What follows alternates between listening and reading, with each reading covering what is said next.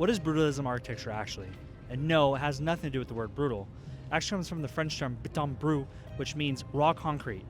Brutalism is an architectural style that emerged in the mid-20th century, with buildings and structures being primarily built between the 1950s and the 1970s. There were social, political, and aesthetic factors that played into why the style emerged. Architects really saw this use of heavy, durable concrete as a major tool in reconstructing these cities after the destruction caused by World War II, thus explaining its popularity in the United Kingdom and Eastern Europe. This style was also inspired by utilitarian concepts behind the early 1900s architectural style of Bauhaus. Following the template from Bauhaus, Brutalism style is spare and favors function over form.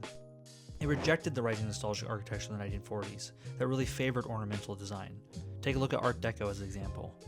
Instead, it wanted to showcase raw concrete, steel, glass in their purest, most adorned states.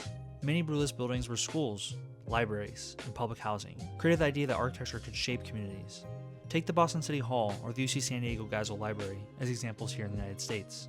These buildings, with their exposed concrete, raw materials, and geometric shapes, are meant to feel like fortresses.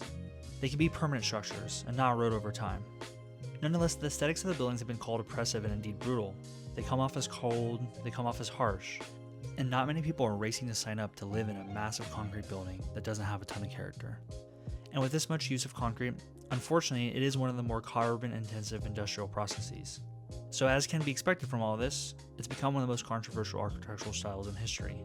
A truly love it or hate it movement. So the next time you see one of these raw concrete giants, don't just walk by. Stop and think, what story is this building trying to tell?